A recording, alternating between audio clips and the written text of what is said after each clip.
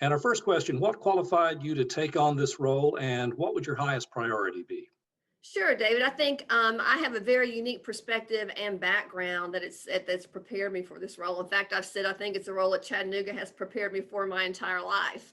I have worked for a Fortune 500 company, building teams and creating market share throughout the Southeast. I came back to Chattanooga. I ran a very large development, construction, and real estate company that I've met payroll and been on the public sector side, working with River City Company for the past 11 years.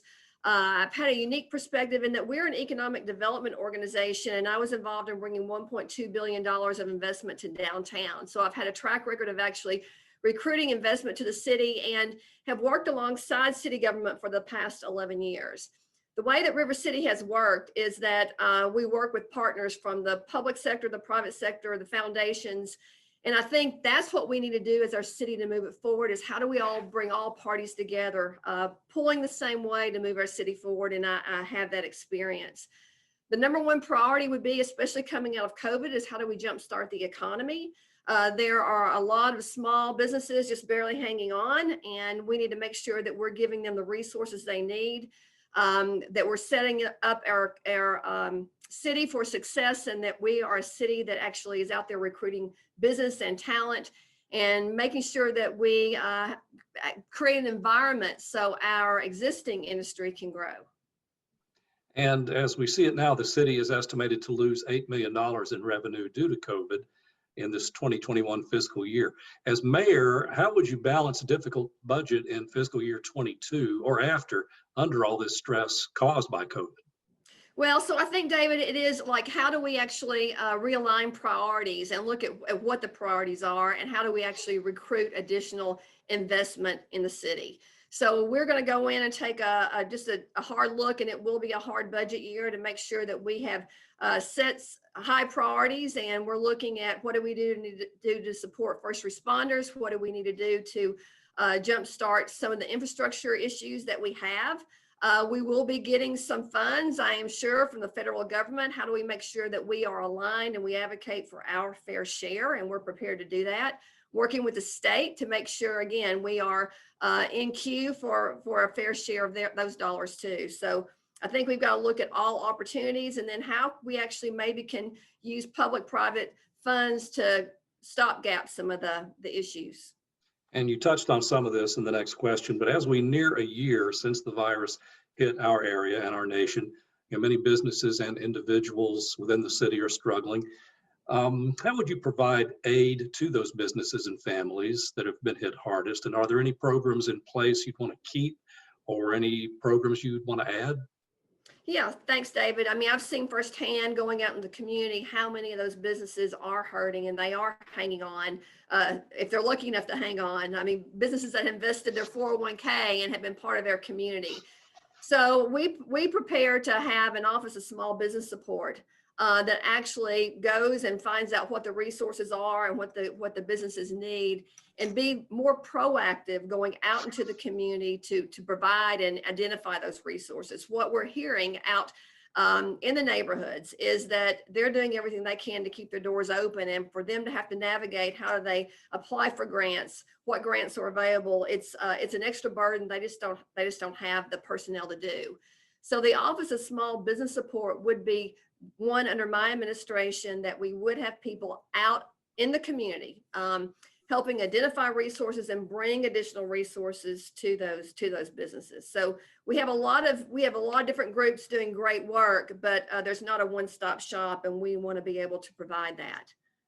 These surveys that the city does show us that paving and transportation consistently rank at the top of the concerns that citizens have. What transportation or infrastructure goals would you have if you're elected mayor? Sure. So we have a great policy on what we're going to do to actually provide more dollars for infrastructure. We've kicked the can for so long, and if we are going to grow our city, we've got to be prepared to do that. We're looking at a long-term approach for paving. And it is taking a 5-year plan about what needs to be done and identify the roads that will be done first. I know that right now CDOT is doing an analysis of the road conditions. We'll be using that well with a lot of the feedback I've gotten as I've been running for mayor. I can tell you I have a whole list of roads that people are calling to say this needs to happen. So we're prepared to put $3 million more in the budget the first year. But we are leaving money on the table right now, not leveraging the funds out of the state. So it's working better with TDOT, making sure we get our fair share. And we do feel confident there will be an infrastructure bill. So it is making sure we're prepared with some shovel-ready jobs and projects that we can jumpstart. And we have plenty of them because we have kicked the can for a long time. Right now, our roads don't reflect the quality of our city. And I'm hearing it from every part of our community. So that is one of my top priorities is infrastructure. Some of the labor unions in the city, excuse me, many activists are supporting a $15 minimum wage for city employees. Mayor Burke has had intended to begin implementing that prior to COVID. Do you support this or any other specific pay increases for city employees, and why or why not? So David, what I have said is my first priority right now is to make sure that we pay our first responders. We're losing a lot of people right now, a lot of fire and police because we aren't paying a competitive wage. So that's my first priority. I will go in and take a look at the pay study that was done. And I have a commitment to do that. We want to make sure everyone is paid fairly and we do have a competitive wage so we can attract the best of the best. But first priority is first responders. And in 2019, 40% of Chattanooga households are considered housing cost burdened, meaning they pay more than 30% of their income for housing and may struggle to afford just the daily necessities. How would you address affordable housing if you're elected mayor? Affordable housing is something that we feel like we can make a very good dent in. And my background with real estate and development, looking from the private sector and the public sector, how do we work together? We've put together a plan that we feel like in my first administration, we can put on 700 units of affordable housing. And this is how. The city has about 500 parcels, back tax, derelict properties that need to be put back on the tax rolls.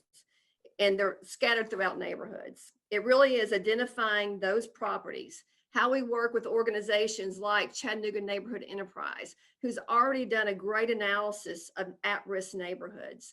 We leverage the city property to get some more affordable housing units on the market. We want to put $2 million into an affordable housing fund and then go out and try to find matches with the private sector so we can build an affordable housing fund that helps fill that gap. And we also need to look at some of our codes. Right now, we don't allow for things like garage apartments, accessory dwelling units, things that could make housing more affordable. So we went and looked at what Knoxville is doing. They've been a lot more successful at it than we have. One of the issues that we have, and we've tried to do all this in a silo, city government can't fix the affordable housing issue. But we have lots of partners working together. We can make a big dent in it. So we feel confident about our plan, and I am excited really using my experience to bring some affordable housing into the neighborhoods. And that brings us to homelessness, which a growing number of Chattanoogans are experiencing. How would you further the city's progress toward reducing homelessness? Well, homelessness is a big issue all over the country, and it's become a lot more evident here. We see it in all parts of our community. There are over 40 organizations right now working in the homeless arena, and it is how do we all work together? Mayor Burke had pulled together a group, a coalition, trying to get all the providers working together. And that's been going on for maybe a little over a year, but Signal Centers was just given the contract to be the backbone agency of trying to coordinate those efforts. And the first thing I would do, since there's already 40 organizations working in it, seeing what are the issues, what are the obstacles, why we can't move the needle forward further. The number I was given was that there are about 300 chronically homeless families. I think as a city, if we had that out there as a goal, we've made some tremendous progress in lots of ways, but all working together, I feel confident that we can make a big dent in helping house those families. So again, 40 agencies working on it. We need to coalesce and figure out where the gap is and how we actually move the needle forward better. I know downtown has been a particular interest for you, and I know many of us used to consider downtown a real showcase, but now there are some struggles as they're trying to hold on to the existing businesses. How can that be improved, and what factors have made downtown less appealing to businesses that may want to move in? Yeah, so David, right. For 11 years, I was president and CEO of River City Company, whose mission is a private nonprofit focused on downtown redevelopment. And we were seeing some issues before COVID, just with things changing and moving, and cities do change and grow. We are great. It's great that we have big iconic things like the aquarium. That's still a huge economic driver. We have the Creative Discovery Museum and the Hunter Art Museum, but the pieces around it need some work and attention. River City Company had started on a downtown planning process, just looking at a lot of the parking lots and opportunities right before COVID hit. COVID has shined an even bigger light on the fact that we need to do more to recruit some local authentic businesses to fill those gaps. So downtowns across the country are hurting. We're no different.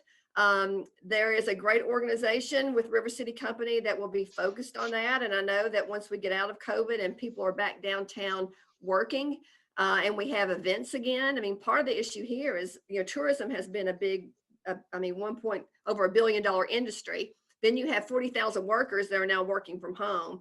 So we've been doubly hit, but we have the foundational pieces in place to really come out of this recovery in a really good way. Okay, we're going to shift to public safety now. Chattanooga has experienced a rather sharp increase in gun violence during calendar year 2020. How would you as mayor work to lower the violent crime rate in Chattanooga? Well, I mean, this is a there's several different issues at work here. So first of all, we don't have enough police officers. It is, again, how do we actually fund the police force to make sure that they're able to recruit and retain police officers? We need to do a better job of recruiting minority police officers, and it is tough. It's tough all over the country. Figuring out what some of those barriers are so we can get police officers that look like their community. How do we get the police officers more a part of that community, and maybe even starting early, so they're part of some of the programming that we have at the YFD centers? So there's not a one size fits all, but it is really how do we integrate public safety into the community and keep those conversations going, identifying the issues. Activists spent much of last summer protesting police brutality across the nation and here in our city. Some of them were demanding defunding or divesting from the police. Would you consider something like that for reform? And in what other ways would you consider reforming the law enforcement system we have in Chattanooga? Sure. So David, since I've been out campaigning, I've talked to thousands of people in just every neighborhood across our city, and I have yet to find one person that wants less police officers. They want more. And I've been very vocal the fact that they do need more resources. And some of that is, how do you bring along mental health professionals and addiction treatment professionals to work with the police force so we can get ahead of issues before they escalate? So it's not less, it really is more. Chief Roddy has been very proactive in his approach, wanting to work with the community. We also need to keep building on that community of trust. And it is having those tough conversations in the neighborhoods. There is an oversight committee right now made up of community citizens to help bridge that gap.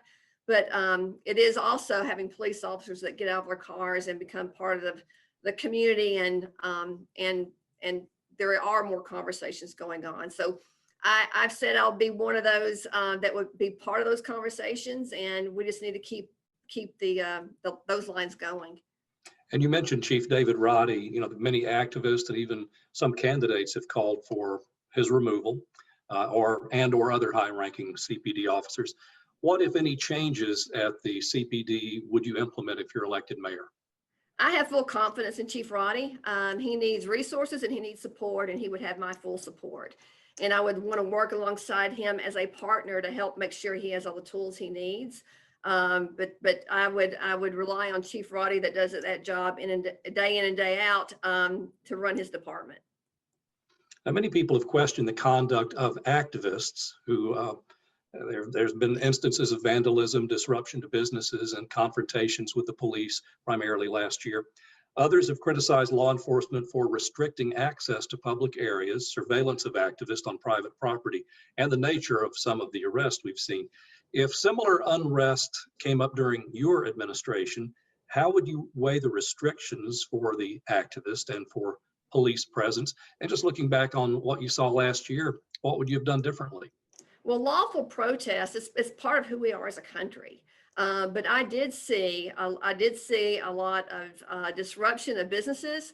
I saw some destruction of businesses. So lawful protest, absolutely, but some of the behavior that went on really went over the line. And you had businesses that were barely hanging on because of COVID. And some of the things that happened really hurt the businesses. All right, switching now to COVID. If you're elected, you would take office in a couple of months, sometime in April.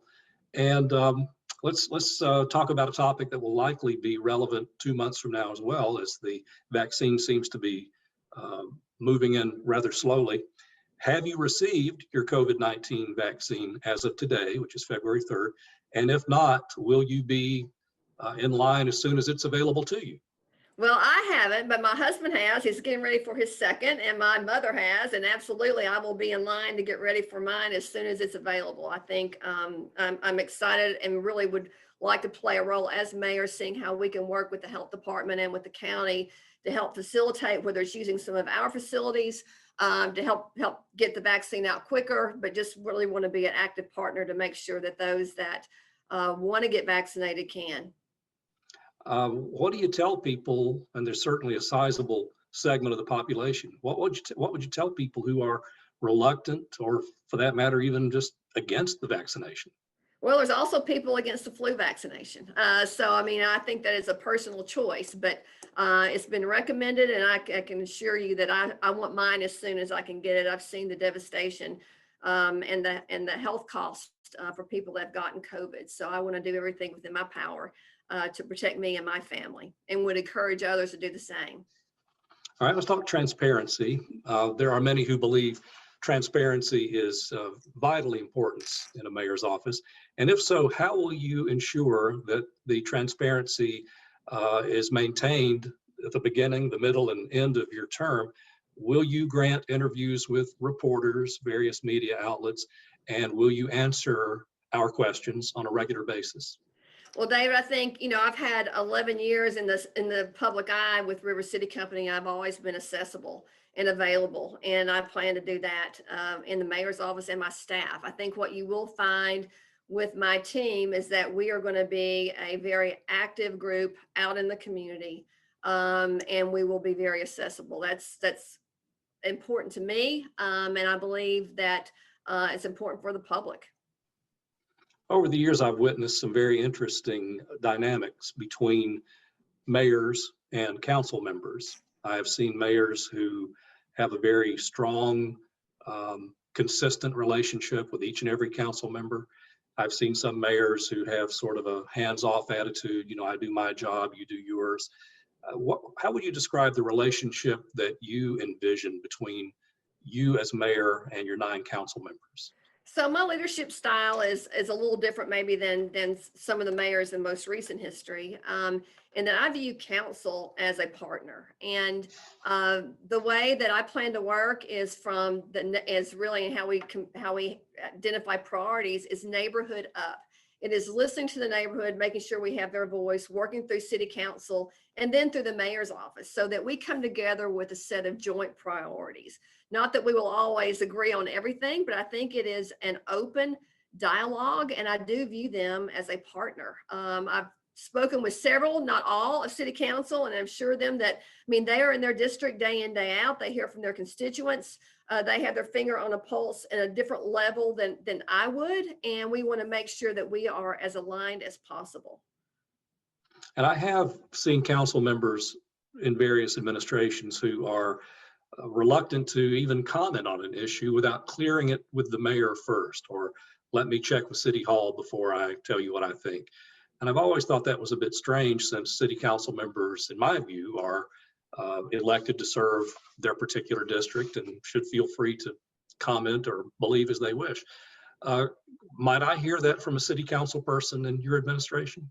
Well, I mean, I think it sure is up to the city council people how they operate, but I would think that if we have an open dialogue, there shouldn't be anything that takes me by surprise, and they should have their opinions and I should have my opinions, but I think it's all about how we have an open, honest communication link, and that's really been my style.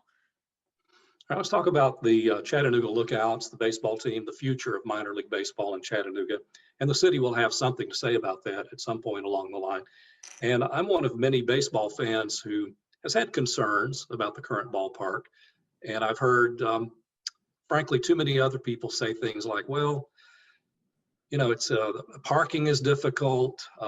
The afternoon, evening sun is unpleasant, and just other things that might tend to take away from their enjoyment of a game. So over the past few years, there have been conversations about a new ballpark in some underdeveloped parts of the city that have potential, and the potential cost to taxpayers. So looking at the future of minor league baseball and the future of our stadiums, what are your thoughts on that? So, David, I think that the Lookouts have been such an important part of our history and who we are as a community. They're vitally important. I know with everything that went on with Major League Baseball and their requirements, that the owners of the team have some things that they have to do in order for us to keep baseball here.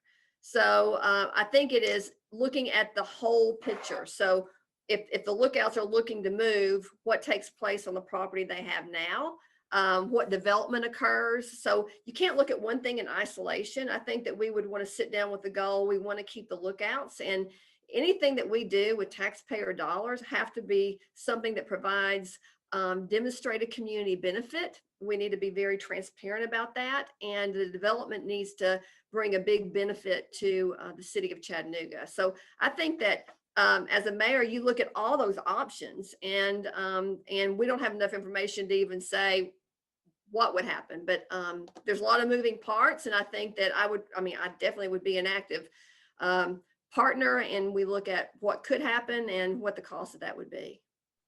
And this brings to mind one of those questions that's almost philosophical in nature about the role of a mayor in our government.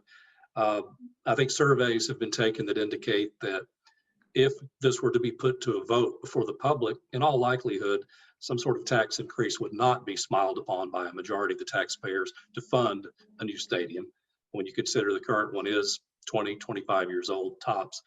But there are public officials, elected officials, who sometimes take the attitude of sometimes you've got to do what's best for the city, despite what naysayers might say. So I'm, again, kind of framing this in a philosophical way. Do you only do what the people approve of, or do you do what's in the best interest of the city, sort of dragging them along for the good of the city in the process? Well, David, if we govern by naysayers, we wouldn't have an aquarium, we wouldn't have a riverwalk, we wouldn't have a lot of things. So I think that you're elected to make tough decisions and the best decision, and hopefully the people, I'm elected because they understand that I had the best interest of the city at heart and may have more information. So I think you have to look long term, but you can't be governed by naysayers. All right, and finally, you know, we've taken about 20, 25 minutes here, and we have just a few left. I've covered some of the areas that appear to be the standard categories that people ask about and are covered in the news. But let's talk about you. You know, just things that might enlighten some potential voters on who you are, perhaps how long you would want to serve if you are elected, how you would be different in any way from, say, the past couple of mayors we've had, Mayor Littlefield, Mayor Burke. You know, what about their administrations would you copy? What would you veer away from? Just like to let you close by telling us some things about you that you'd like the voters to know. Sure. Thank you, David. As someone that grew up here, I'm a product of public school. I went to Hickson High School. I'm the first in my immediate family to go to college. I lived at home and helped pay my way through UTC. I left for 20 years. I came back to this working for a Fortune 500 company. I came back in 2003 without a job, looking for a way to find a way to use my voice and my love for the city. I think I've done that in a very big way. I've served on boards like the Erlanger board. I've done everything you can do at UTC, from chairing the foundation to now being on the UT Board of Trustees. I have a proven track record of bringing investment, working for a private nonprofit besides city government. I feel like I'm uniquely qualified to be in this role, and I'm doing it out of love for the city as a way to pay back. Leadership matters, and local leadership matters now more than ever.